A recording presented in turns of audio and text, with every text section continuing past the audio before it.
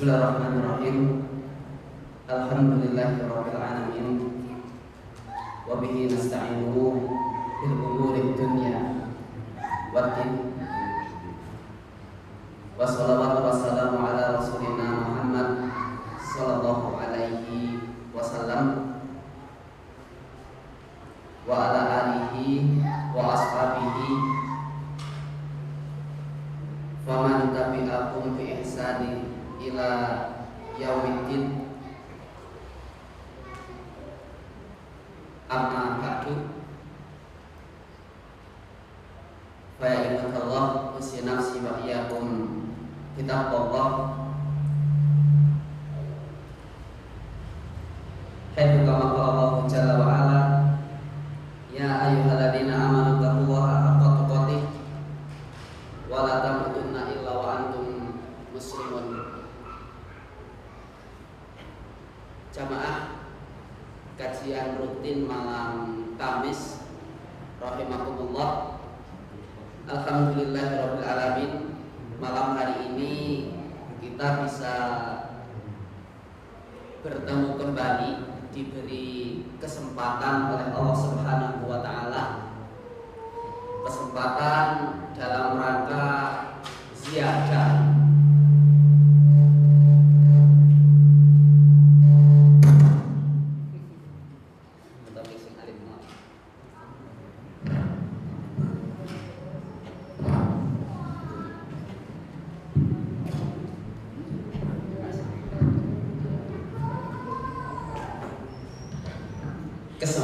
dalam rangka ziyadah ilmi, menambah bekal ilmu, dan semoga dengan ilmu yang kita miliki kita digolongkan oleh Allah Subhanahu wa taala menjadi orang-orang yang muttaqun. Muttaqun karena ilmu, tahu ilmu diamalkan, itu namanya muttaqun. Bapak Ibu rahimahullah, malam hari ini yang mengisi seharusnya Ustadz Agus Effendi, akan tapi beliau berhalangan, dan saya meminta kepada beberapa rekan asatidzah, Ustadz Ja'far tidak bisa, Ustadz Lanang tidak bisa, Ustadz Mawardi juga kemarin baru ngisi, Ustadz Agus tadi saya lobby juga, pokoknya kalau berarti diisi jenengan gitu, diisi saya maksudnya. Padahal saya juga tadi sampai sore ada kegiatan, jadi kita sebisanya, kita untuk sekedar mengisi daripada kekosongan. Bapak Ibu rahimahullah, mari kita memurojaah, mengulang kembali dari kisah yang kemarin kita sampaikan, hadis nomor 2 tentang kisah-kisah para perusak Ka'bah. Jadi nanti kata Nabi Shallallahu Alaihi Wasallam itu akan ada satu gerombolan, di mana gerombolan itu ada di antara mereka atau sebagian besar dari mereka itu memiliki maksud dan tujuan untuk menghancurkan Ka'bah Baitullah. Kemudian dalam keterangan yang kemarin kita sampaikan, maka kita sudah disuruh mempelajari tentang kisahnya Ashabul Fil. Alam tara kaifa fa'ala rabbuka bi ashabil fil, dan seterusnya. Kisah tentara-tentara fil itu adalah kisah sebelum Nabi Shallallahu Alaihi Wasallam lahir, dan Nabi kita Shallallahu Alaihi Wasallam lahir pada tahun gajah. Karenanya ketika Nabi Shallallahu Alaihi Wasallam berdakwah dan ternyata dakwah Nabi banyak ditolak, banyak diintimidasi, bahkan Nabi disebut sebagai jurun, gila, dan lain sebagainya, maka kemudian diperintahkan untuk, apakah kalian tidak melihat bagaimana fa'ala rabbuka yang telah Tuhan lakukan terhadap tentara-tentara Fil. Artinya umat waktu itu sebagian besar adalah mereka menyaksikan tentang kisah Abraha dan bala tentaranya dihujani oleh Tayran ababil. Dan di sini menggunakan kalimat fi'il mudhari. Artinya kalau umat terdahulu disuruh untuk melihat, mempelajari, mentadaburi tentang apa yang dilakukan oleh Allah Subhanahu wa taala sang pemilik Ka'bah terhadap Abraha dan para tentaranya, berarti hal itu juga berlaku bagi kita. Walaupun kemudian kita tidak melihat secara langsung, tapi yakin apa yang diceritakan Allah di dalam Al-Quran maupun apa yang disampaikan oleh Nabi kita Shallallahu Alaihi Wasallam dalam hadis-hadis yang bisa dipertanggungjawabkan pasti benar, tidak ada yang keliru sedikit pun. Kisah perusak Ka'bah.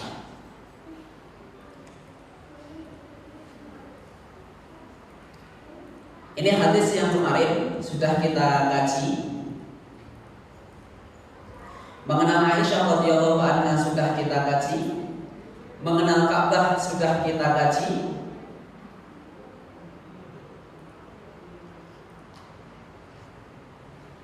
Mengambil pelajaran dari pasukan gajah sedikit barusan kita murojaah.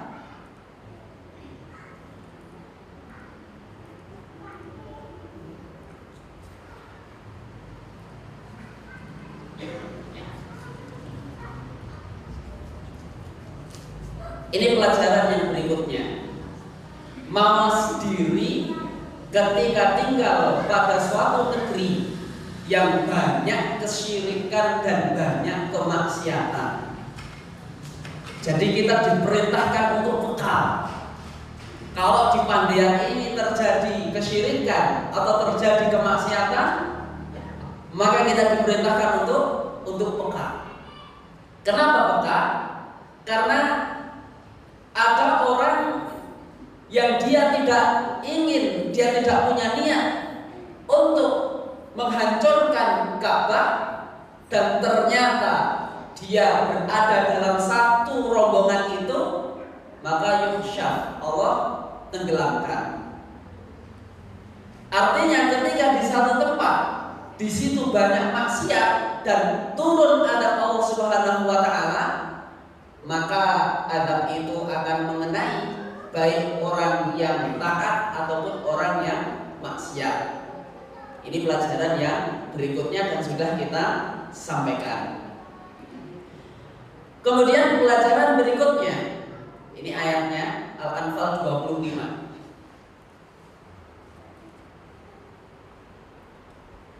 Adalah kita diperintahkan untuk berlepas diri dari segala kesyirikan dan dari segala kemaksiatan, serta tidak duduk bersama mereka kecuali dalam ranah berdakwah. Saya garis bawahi berlepas diri dari kesyirikan dan dari kemaksiatan. Mohon maaf, kadang-kadang di daerah tertentu, contoh, ini contoh kan, contoh orang yang berlepas diri dari kemaksiatan dan contoh orang yang berlepas diri dari kesyirikan. Apa contohnya? Contohnya adalah ketika di satu tempat itu, di dusun A atau di kampung A atau di kota A, ada wacana untuk memeriahkan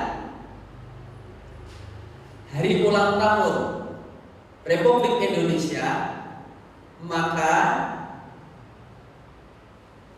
satu kampung itu sepakat akan ditarik iuran. Untuk apa Ustaz? Untuk ngaji. Kalau ngaji silahkan. Untuk apa Ustaz? Untuk membangun, memeriahkan jalan, silahkan, karena itu hal yang mubah.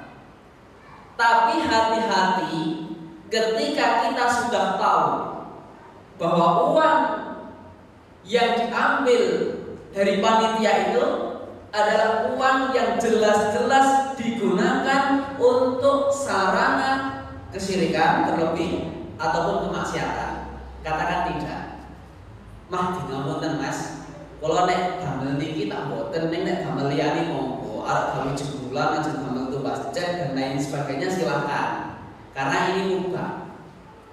Tapi kalau di situ sudah jelas-jelas ini uang ini untuk apa? Untuk sarana perbuatan maksiat, terlebih perbuatan kesyirikan, maka kita harus berani untuk mengatakan tidak.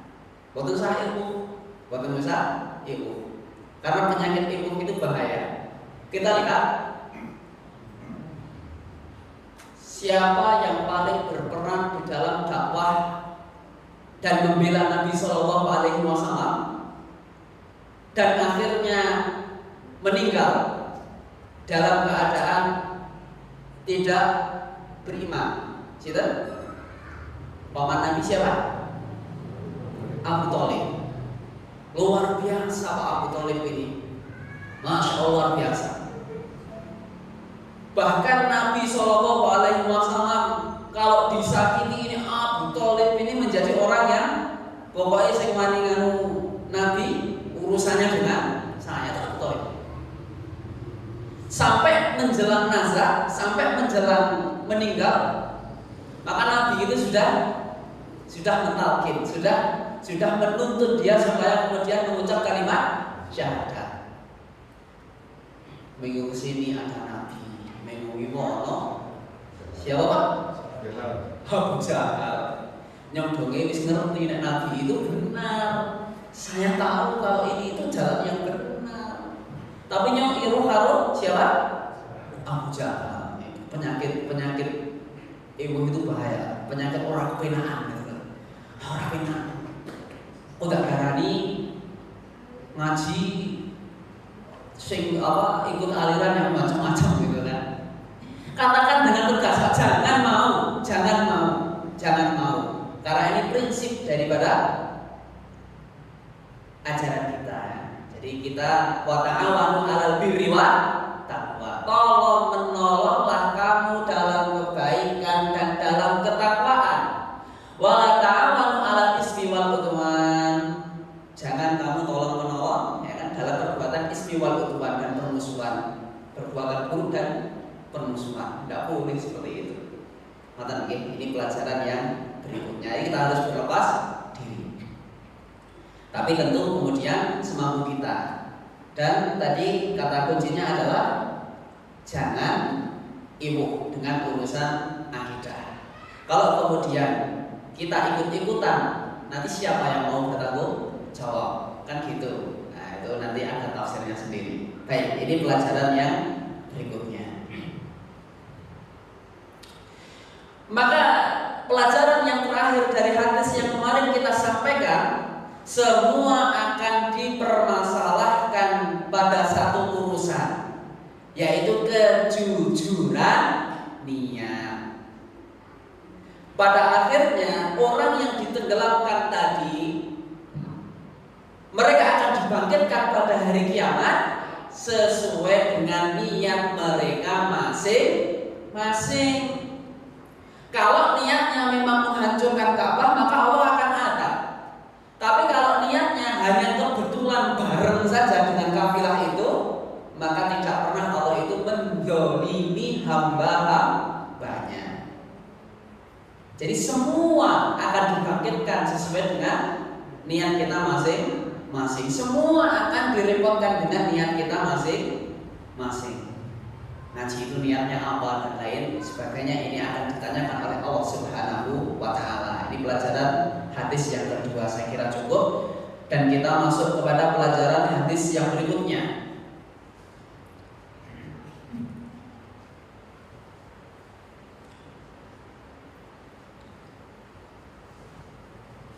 Dari tadi tidak kelihatan tuh Pak? Kelihatan?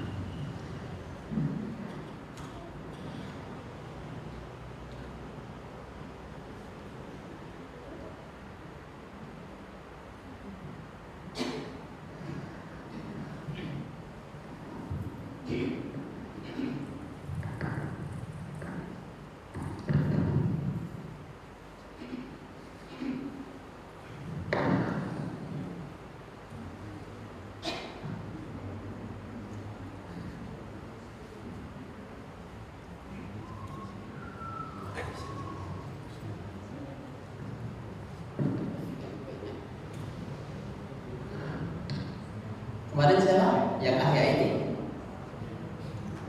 Adiknya Mas Dwi ada? Di mana? Enggak ada bisa FNIV-nya.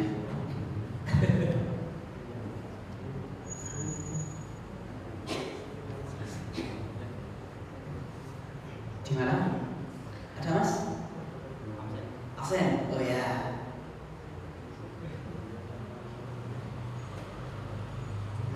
Repot Pak sarananya serba seperti ini.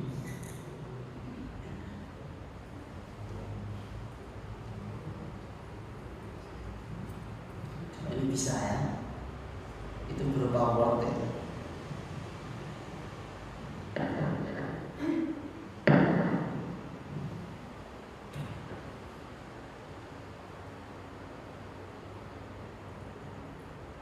Pak Rifan minta tolong, ada absen juga ada yang kayak ini.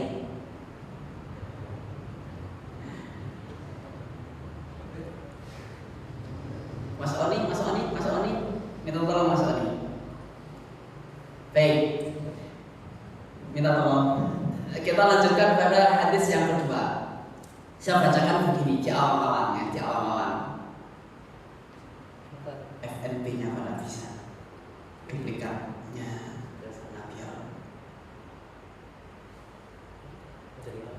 Langsung itu loh, ini kan muncul. Ini kan muncul, tapi kalau di langsung keluar muncul. PDF ada? Hah? PDF. Ini nggak usah, ini tinggal di FNP. Tadi pakai apa? Warna sekarang ada apa? Sudah. Masuk ke Indonesia. Ya, minta tolong. Ya, namanya kita. Nah, coba. Nah, ini. Ayo.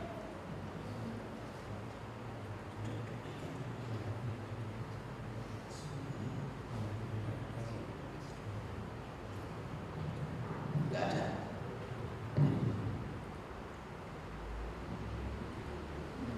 Nggak bisa.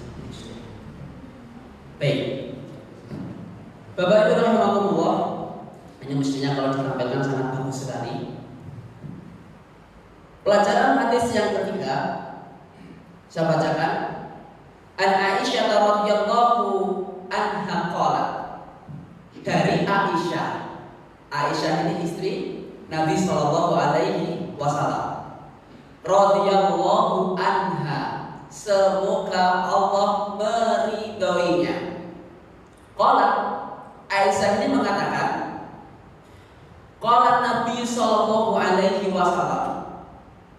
Nabi sallallahu alaihi wasallam bersabda, la hijrata ba'dal fath. Tidak ada hijrah setelah Fathul Makkah. Sekali lagi, kata Nabi sallallahu alaihi wasallam, tidak ada hijrah setelah apa? Fathul Makkah. Jadi kalau kita gambarkan, Nabi Shallallahu Alaihi Wasallam itu sebagian sahabatnya dahulu pernah hijrah ke Ethiopia, tapi Nabi tidak. Kemudian diperintahkan untuk hijrah ke Madinah. Yang sudah haji berapa jam Pak Makkah Madinah? Perjalanan 4 jam, 4-5 jam. Saya tadi di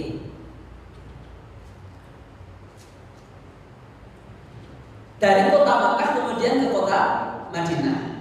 Dan di tahun ke-8 Hijriah maka terjadi Fathu Makkah. Nabi waktu itu bersama para sahabatnya berbondong-bondong, mereka kemudian kembali ke kota Makkah. Ini namanya Fathu Makkah, terjadi di tahun ke-8 Hijriah. Dan setelah itu kata Aisyah radhiyallahu anha, maka tidak ada hijrah lagi setelah Fathu Makkah. Ustaz, berarti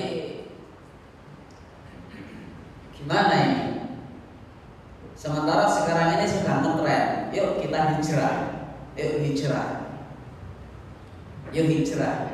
Ini kan tren.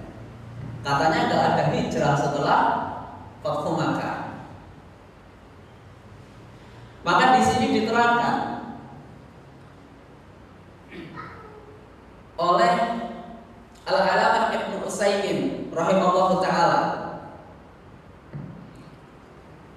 bahwa di dalam hadis ini Rasulullah Shallallahu Alaihi Wasallam melarang atau tidak memperkenankan para sahabat-sahabatnya untuk hijrah. Tapi hijrah yang dimaksud itu bukan hijrah secara umum. Kalau hijrah secara umum ini masih ada. Sebagaimana kata Nabi kita Shallallahu Alaihi Wasallam, anal hijrata lam tabatila bil fath, bahwa hijrah itu yang makna hijrah yang sesungguhnya itu tidak menjadi tidak ada dengan adanya Fathu Makkah. Apa arti hijrah? Hijrah itu berpindah. Berapa? Paling tidak ada 3 pembagian hijrah. Hijrah dari kota kufur, dari negeri yang di situ banyak kemaksiatan, menuju negeri yang Darul Islam, negeri yang di situ ditegakkan syariat Islam. Hijrah dari perbuatan dosa, perbuatan maksiat, kembali kepada perbuatan ketaatan kepada Allah Subhanahu wa taala, itu hijrah. Atau hijrah secara person, secara individual. Siapa tinggal di sana kok repot Ustaz? Kenapa? Karena kiri kanan saya penuh dengan kemaksiatan, itu hijrah juga.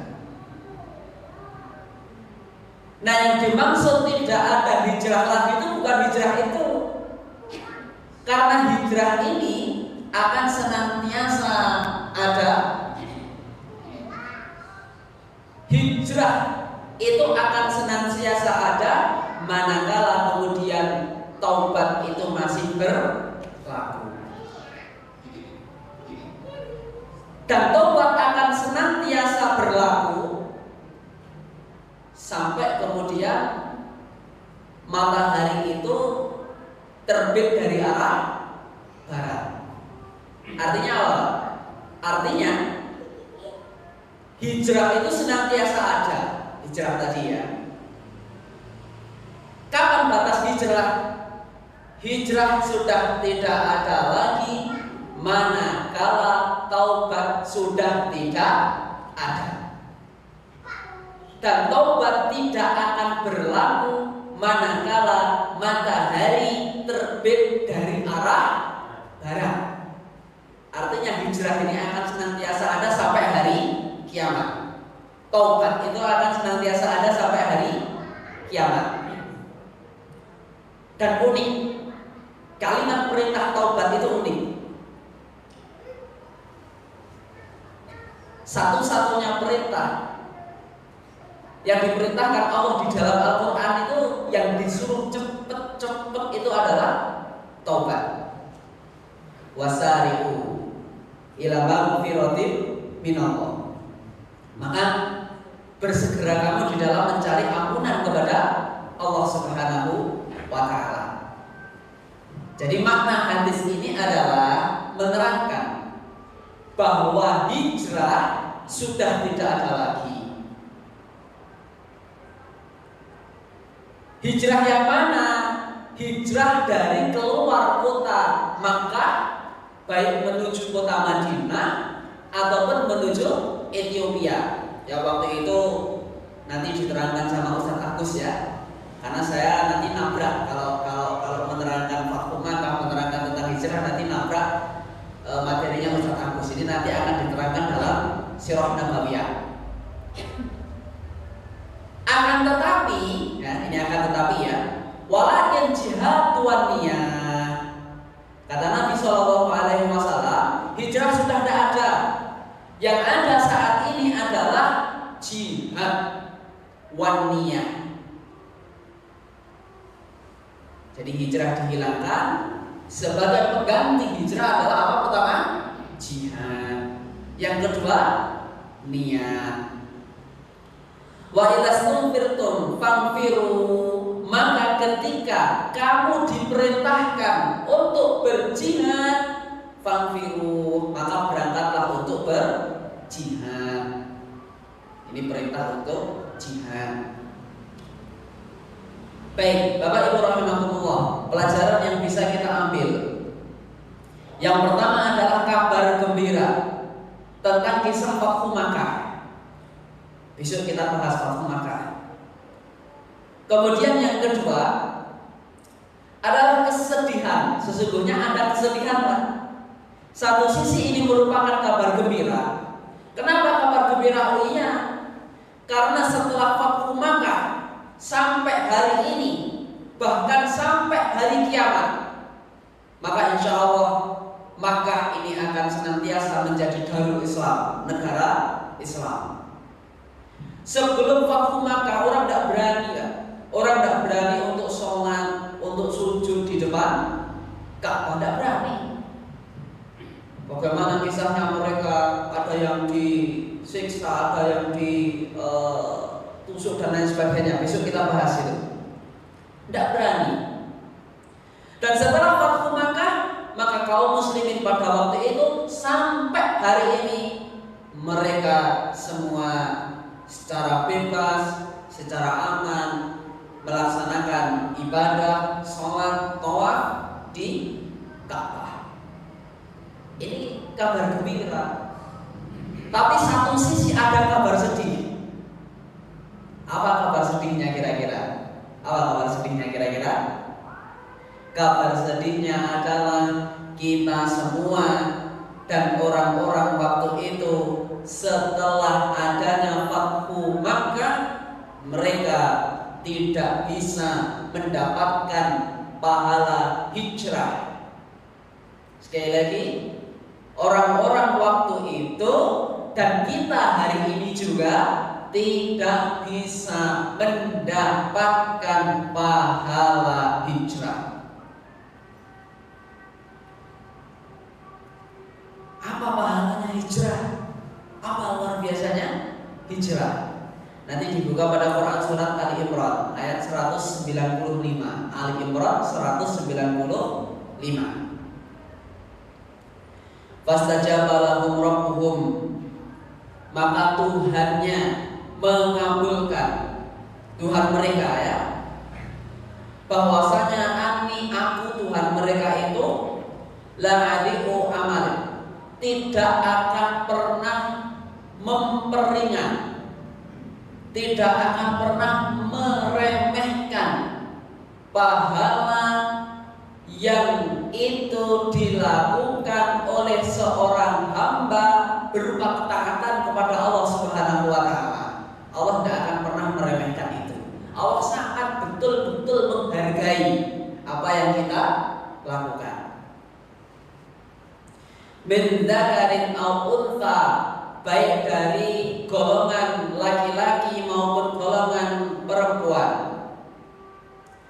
Walladzina hajaru, dan orang-orang yang berhijrah. Ini kembali kepada kisahnya hijrah itu tadi ya, dari kota Makkah ke kota Madinah. Wa ukhriju min diyarihim, dan orang-orang yang diusir ya, terusir dari kampung halaman mereka, atau orang-orang yang tersakiti fi sabili karena berpegang pada agamaku, wa qatalu, atau orang-orang yang berjihad di jalan Allah Subhanahu wa taala, wa qutilu, atau orang-orang yang terbunuh di medan jihad. Al-kafiranna amalakum sayyi'atikum, maka sungguh kami, kata Allah, akan menghapuskan kesalahan-kesalahan mereka, akan menghapuskan kemaksiatan mereka. Wa adkhilhum jannatin tajri min tahtihal anhar, surga Allah Subhanahu wa taala. Sinten mau sing angsal ini? Siapa yang dapat ampunan dari maksiat-maksiat yang dilakukan? Siapa yang dapat ampunan dan diberi surga? Siapa tadi? Orang yang berhijrah, orang yang disakiti karena menegakkan agama Allah, orang yang terusir dari kampung halamannya karena menegakkan kalimat Allah, orang yang berjihad ini juga dapat, orang yang terbunuh dalam medan perang ini juga dapat. Semua itu akan diberi ganjaran di sisi Allah Subhanahu wa taala. Dan kalimat yang saya garis bawahi adalah hijrah. Jadi kita tidak bisa, Pak, kita tidak bisa mendapatkan pahala seperti mereka. Ini surat Ali Imran ayat 195.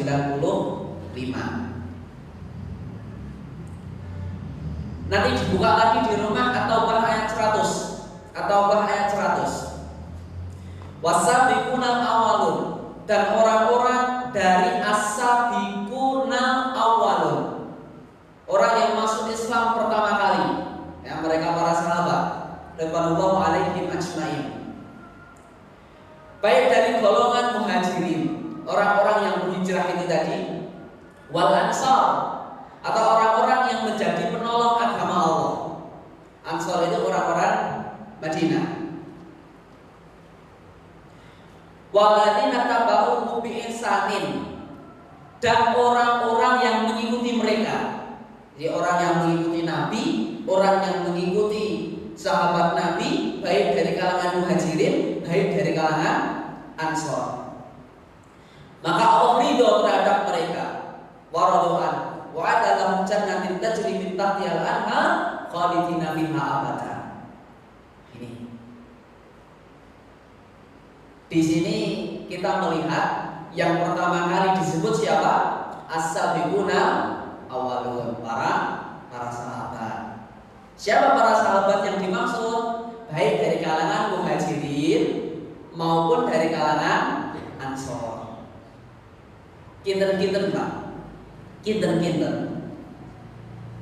Siapa orang selain Nabi ya yang mendapatkan pahala yang paling banyak? Kira-kira siapa?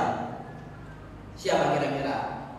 Orang yang mendapatkan pahala yang paling banyak di antara manusia yang ada adalah mereka para sahabat. Bahkan Nabi kita Shallallahu Alaihi Wasallam itu berpesan, kamu jangan mencela sahabat-sahabatku. Sebab apa? Sebab kamu tidak akan pernah bisa menandingi pahala mereka. Walaupun kamu berinfak dengan gunung Uhud. Gunung Uhud itu panjang membentangnya sekitar 8 kilo. Berarti berapa beratnya? Kira-kira berapa itu? Seberat itu dengan emas kamu tidak akan bisa. Bahkan amal kebaikan mereka dengan kebaikan kamu yang sebanyak itu, barangkali kamu tidak bisa untuk menyaingi kebaikan mereka. Walaupun satu mut. Jadi kita punya pahala sebesar gunung Uhud itu, mereka punya satu mut atau setengah mut saja. Setengah mut berarti setengah ini lah, setengah apa? Ya, setengah ini ya, setengah gegem lah. Tidak bisa. Jangan sekali-kali kamu mencela para sahabat Nabi Shallallahu Alaihi Wasallam. Kalau mereka memiliki salah, ya wajar, mereka manusia. Tapi kita jangan pernah mencela mereka. Baik, ini bercerita tentang hijrah Nabi dan pahala yang didapat kepada mereka yang sangat luar biasa. Lalu ternyata di sini poin yang ingin kita sampaikan adalah ternyata yang namanya jihad dan yang namanya niat itu menjadi solusi dari Nabi Shallallahu Alaihi Wasallam bagi mereka dan bagi kita yang tidak bisa mendapatkan pahala berhijrah. Jadi hijrah ini pahalanya luar biasa. Dan tidak ada hijrah yang dimaksud setelah Fathu Makkah itu tadi. Dan itu diganti oleh Nabi SAW dengan apa? Dengan jihad dan niat. Kalau jihad kita nggak bahas, belum bahas. Kalau niat, ini yang malam hari ini menjadi benang merahnya adalah niat. Kata Nabi kita SAW, berapa banyak amalan yang sedikit itu tapi dia bisa mengalahkan amalan yang banyak. Nanti panjenengan dibuka di dalam Quran surat Al-Baqarah ayat 261. Al-Baqarah ayat 261. A'udzu billahi minasyaitonir rajim. Masalul ladzina yunfiquna amwalahum fi sabilillah. Perumpamaan orang-orang yang menginfakkan amwaluhum, harta mereka, fi sabilillah, di dalam ketaatan kepada Allah Subhanahu wa taala, kama tadi habatin, seperti satu butir, biji ya, seperti satu biji. Ambatat sab'an sanabila, satu biji itu dia berkembang menjadi 7. Fi kulli sumbulatin mi'atu habbah. Dalam setiap satu cabang ini, kalau tadi 1 malih 7. Setiap satu ini dia akan jadi 100. 100 pinten niku? 700. Wallahu yudha'ifu liman yasha, wallahu wasi'un alim. Saya baca dalam tafsir. 1 dilipat gandakan menjadi 700 ini sesuatu yang pasti. Tapi di akhir ayat Allah katakan, wallahu wasi'un alim, wallahu yudha'ifu liman yasha. Dan Allah melipat gandakan pahala itu liman yasha, kepada siapa yang ia kehendaki. Terus panjenengan infak 1000, kalau hitung-hitungan itu jadi berapa? 70.000, 700 ya, 700.000. Itu sesuatu yang pasti. Tapi di akhir Allah yudha'ifu liman yasha, Allah akan melipat gandakan itu sesuai dengan yang Allah kehendaki. Apa rahasianya? Rahasianya ternyata ada dalam seberapa ikhlas dia beramal. Artinya urusan nomor 5, urusan niat. Betapa banyak orang yang infak 1 juta kalah dengan orang yang infak 1000. Niat. Bahkan para ulama ini seperti Sufyan As-Tsauri itu mengatakan bisa tidak ada sesuatu yang lebih berat daripada kemudian memperbaiki niat. Ada satu lagi, saya lupa namanya, tapi beliau berkata begini, saya menghabiskan waktu 40 tahun untuk kemudian tarhisun niat, mengikhlaskan, memperbaiki kualitas niat. Berapa? 40 tahun, itu ulama.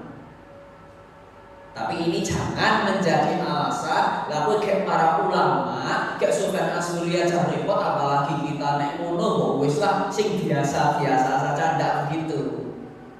Maksudnya apa? Mereka ini sudah mengawali. Lah kalau kita kemudian beralasan dengan itu, lantas kemudian kemudian kita tidak berusaha memperbaiki niat, jupura mulai ya ini kan yang menjadi kerugian.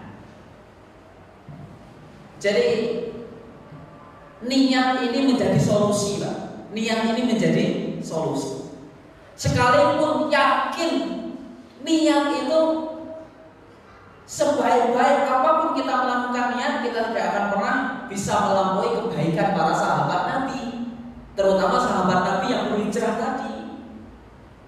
Tapi pahala yang besar itu ditiadakan, hijrah itu sudah tidak ada lagi, dan diberi solusi berupa apa? Berupa niat.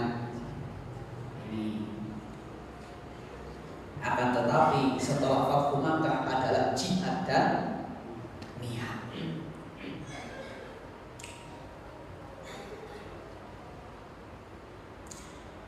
Hadis ini diriwayatkan oleh Imam Bukhari dan Imam Muslim. Itu muttafaqun alaih. Dan insyaallah ini adalah materi daripada hadis yang nomor 3 dari kitab hadis yang kita pelajari. Insya Allah malam Sabtu besok kita akan ngaji masalah Sirah Nabawiyah, yaitu akan disampaikan oleh Ustaz Agus Ikhwanuddin. Saya kira materi kita cukup sampai di sini. Jadi tema kita adalah berapa banyak orang yang beramal dengan amalan yang luar biasa, tetapi amalan itu ternyata kalah dengan orang yang beramal secara kuantitas dia sedikit, tapi secara kualitas dia bisa mengalahkan yang banyak. Dan kita juga tidak bisa beralasan, wah nek ngono berarti nganu saja, daripada saya amal ukeh ning ora ikhlas, nek ngono aben aku amal sithik ning ikhlas benar. Udah bisa seperti itu. Justru ketika kita ikhlas, soyo oke, itu kan.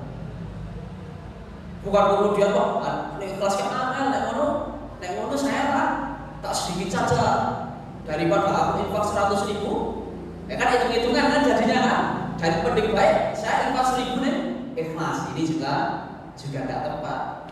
Justru ketika keikhlasan kita semakin tinggi kepada Allah, maka semakin banyak kita mensedekahkan harta yang kita miliki. Keikhlasan kita semakin banyak kepada Allah, semakin banyak kita beramal. Dan ada satu poin sebagai penutup kajian kita malam hari ini. Ini satu penyakit umat yang sering saya sampaikan. Si A punya bisnis, kemudian masjid ini atau tempat ibadah yang lain atau sekolah, dia order dari si A tadi. Kemudian disampaikan begini, Mas, ngerti dewe toh? Ini kan buat masjid, gitu. Yo nek gawe masjid, njaluk potongan lah. Paling tidak ya minta 20% atau 30% atau separuh harga lah, kan dengan karo ibadah. Nah, seperti itu. Ini sering terjadi. Saya katakan itu dolim, Pak. Itu apa? Dolim. Yang benar bagaimana? Yang benar adalah, Mas, ini dari masjid, saya order ke tempat jenengan, berapa harganya? Kasih normal.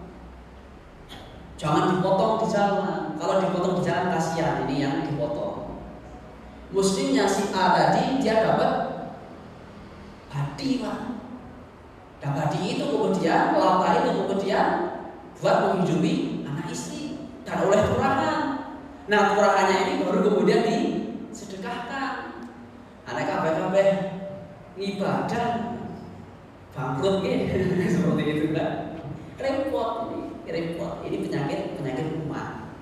Dan saya tidak mau seperti itu. Saya paling tidak suka dengan malaikat. Mas sama ngaji. Iya, gandeng ngaji. Ikhlasin ya. Padahal di ilmu-ilmu yang lain, matematika, fisika dan lain sebagainya, kita enak banyak orang. Wah, suatu kali pertemuan 30 ada yang 50 ribu, ya kan? Sementara ngaji, ya kan? Apalagi di kampung-kampung jalur irongeu gue orang metu kan repot sih. Jadi orang popo ngaji gitu, mas repot. Padahal pengajarnya juga dia butuh yang digunakan untuk keseharian. Ini satu kritikan buat saya secara pribadi dan buat kita semuanya. Bahkan saya berharap bahwa alam nanti tahun berapa masjid itu dia dipimpin oleh direktur, digaji. Kalau kayak ngono caranya ada jadi ketua takmir kabeh gitu kan. Enggak, kita punya seleksi. Boleh jadi ketua takmir. Syaratnya A, B, C, D ya itu. Apa syaratnya? Misalnya paling tidak punya hafalan 15 juz contoh, misalnya kan gitu. Apa kerjanya? Oh, kerjanya nanti mendata dan banyak kerjanya. Dan itu dipertanggungjawabkan kepada umat. Kalau tidak gitu umat ini mundur terus. Kalau tidak gitu umat ini akan tertinggal terus. Masa orang-orang yang nyusewu ya di perkantoran mau jadi markot saja paling tidak ijazah SMP atau SMA, seleksinya A, B, C, D, job listnya jelas A, B, C, D, gajinya jelas, tunjangannya jelas. Ya, kita masjid masa mau malaikatan terus. Ini satu kritikan. Jadi itu yang menjadi satu pemikiran saya, mudah-mudahan besok bisa terkabul.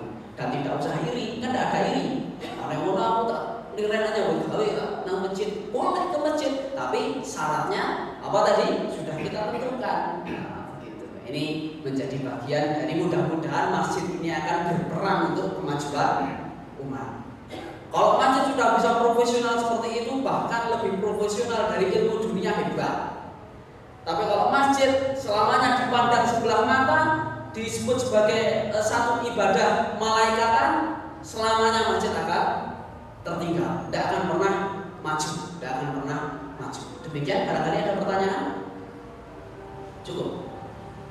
Ya, insya Allah pertemuan mendatang kita akan kembali ke akidah ya. Jadi belajar tentang sebagian nama dan sifat-sifat Allah Subhanahu wa Ta'ala. Mudah-mudahan apa yang kami sampaikan ini bermanfaat dan mudah-mudahan kita bisa mengambil pelajaran dari hijrah tadi, bisa menerapkan menjadikan Al-Amin ini menjadi satu masjid yang tidak konvensional lagi, tapi masjid yang benar-benar dia akan memiliki pemberdayaan untuk umat, dan masjid yang benar-benar profesional, tidak sekedar masjid yang dianggap sebelah mata. Mudah-mudahan apa yang kami sampaikan bermanfaat. Kurang lebihnya kami mohon maaf. Setelah ini kalau ada diskusi silakan. Aku lupa lihat wa astaghfirullah li wa lakum. Assalamualaikum warahmatullahi wabarakatuh.